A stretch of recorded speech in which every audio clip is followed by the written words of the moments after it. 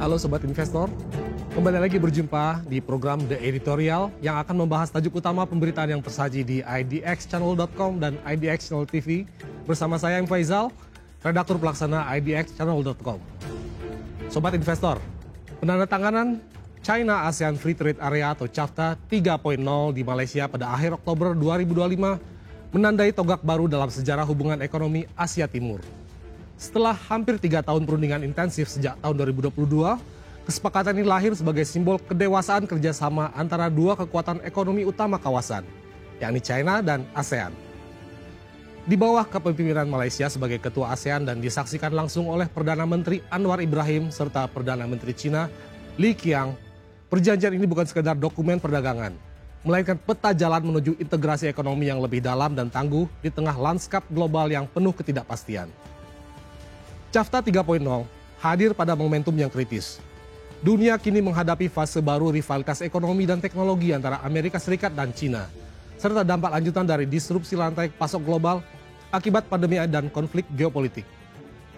Ketika Presiden AS Donald Trump kembali melancarkan kebijakan tarif proteksionis terhadap produk-produk China, Beijing merespons dengan mempererat hubungan ekonomi di kawasan, menjadikan Asia Tenggara sebagai jangkar stabilitas dan pasar strategis bagi ekspansi ekonominya. Dalam konteks itu, CAFTA 3.0 berfungsi ganda, yakni memperluas akses pasar dan lintas sektor, dan memperkuat posisi kolektif Asia Timur sebagai pusat gravitasi ekonomi dunia. Bagi ASEAN, kerjasama dengan China bukan hanya soal perdagangan barang. Versi terbaru perjanjian ini menambahkan 9 bab yang mencakup ekonomi digital, ekonomi hijau, dan konektivitas rantai pasok. 3 elemen yang mencerminkan arah masa depan ekonomi kawasan. Perdagangan berbasis data, transisi menuju energi bersih, serta ketahanan pasokan strategis kini menjadi prioritas bersama. Dalam sistem perdagangan global yang semakin didorong oleh teknologi dan keberlanjutan, CAFTA 3.0 memberikan kerangka hukum dan regulatif untuk memastikan negara-negara ASEAN tidak tertinggal dalam transformasi ekonomi abad ke-21. Angka perdagangan bilateral antara ASEAN dan China yang mencapai 782 miliar dolar AS pada 9 bulan pertama 2025 menunjukkan kedalaman hubungan ekonomi yang sudah terjalin. Namun, di balik angka-angka itu tersimpan tantangan mendasar, yaitu bagaimana memastikan bahwa arus perdagangan dan investasi tidak hanya menguntungkan negara besar seperti China, melainkan juga menciptakan nilai tambah dan pembangunan berkelanjutan di negara-negara anggota ASEAN yang masih berkembang. Disinilah pentingnya semangat inklusivitas dan kesetaraan yang menjadi ruh dari CAFTA 3.0. Perjanjian ini juga menegaskan kembali posisi ASEAN sebagai mitra strategis yang memainkan peran sentral dalam arsitektur ekonomi Asia Timur.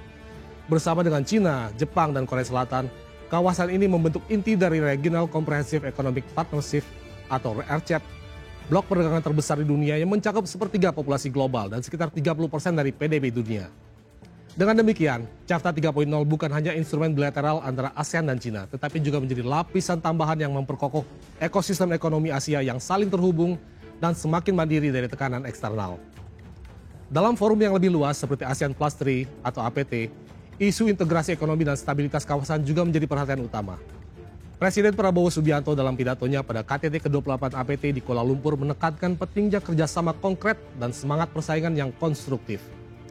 Ia mengingatkan bahwa tantangan seperti perubahan iklim, gangguan perdagangan internasional, serta meningkatnya ketegangan geopolitik bukanlah ancaman abstrak, melainkan tekanan nyata bagi rakyat di kawasan. Bagi Indonesia dan ASEAN pada umumnya, isu tersebut berimplikasi langsung terhadap petani, pelaku usaha kecil, serta ketahanan pangan nasional. Prabowo menyoroti perlunya memperkuat instrumen kolektif seperti ASEAN Plus 3 Emergency Rice Reserve atau APTER untuk menjaga stabilitas pasokan pangan dan memperdalam kerjasama dalam mekanisme keuangan regional seperti Chiang Mai Initiative Multilateralization. Langkah-langkah ini menunjukkan bahwa integrasi ekonomi kawasan tidak hanya dimaknai sebagai liberalisasi perdagangan, tetapi juga sebagai upaya membangun ketahanan bersama di bidang strategis yang antara lain mencakup pangan, energi, dan keuangan. CAFTA 3.0 dalam konteks ini menjadi komplementer terhadap visi ASEAN Plus 3 yang mengedepankan stabilitas dan kemandirian kawasan. Pernyataan Prabowo tentang pentingnya menjaga persaingan yang konstruktif juga relevan dalam konteks dinamika China-ASEAN. Dalam beberapa tahun terakhir, muncul kekhawatiran bahwa ketergantungan ekonomi terhadap China dapat menimbulkan asimetri kekuasaan. Namun, ASEAN berusaha mengelola hubungan ini melalui prinsip keseimbangan dan kemitraan yang saling menguntungkan. CAFTA 3.0 diharapkan menjadi wadah untuk memperkuat daya tawar ASEAN dengan memastikan bahwa setiap peningkatan akses pasar diikuti dengan perlindungan terhadap sektor domestik yang rentan, serta penguatan kapasitas industri lokal. Di sisi lain, bagi Cina, CAFTA 3.0 menjadi bagian dari strategi besar untuk memperdalam hubungan ekonomi regional di tengah isolasi diplomatik dari Barat. Beijing memandang Asia Tenggara sebagai laboratorium ideal untuk menguji model kerjasama ekonomi berbasis kemakmuran bersama, di mana pembangunan infrastruktur, konektivitas digital, dan transfer teknologi dapat berjalan seiring dengan ekspansi pasar. Dengan mengaitkan CAFTA 3.0 dengan agenda Belt and Road Initiative atau BRI, Cina berupaya mengintegrasikan perdagangan, investasi, dan pembangunan fisik dalam satu ekosistem ekonomi yang saling menopang. Namun integrasi ekonomi yang lebih dalam juga membawa tantangan baru. Perbedaan tingkat pembangunan antara negara ASEAN, ketimpangan dalam kesiapan digital, serta potensi benturan regulasi menjadi hambatan yang tidak bisa diabaikan.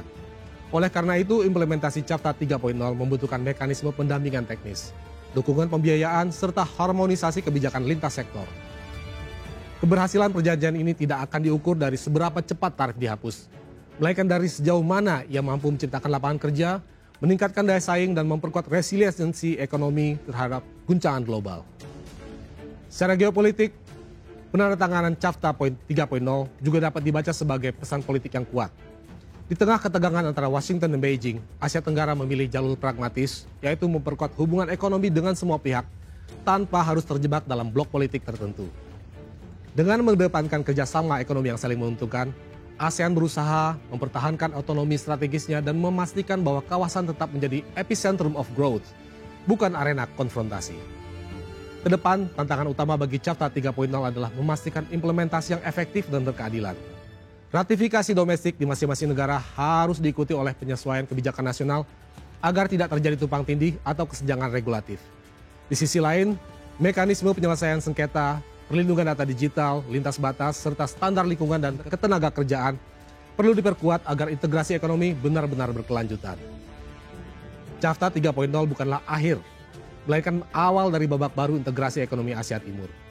Ia mencerminkan kesadaran kolektif bahwa kekuatan masa depan kawasan tidak terletak pada proteksionisme, melainkan pada kemampuan untuk berkolaborasi, berinovasi, dan beradaptasi terhadap perubahan global.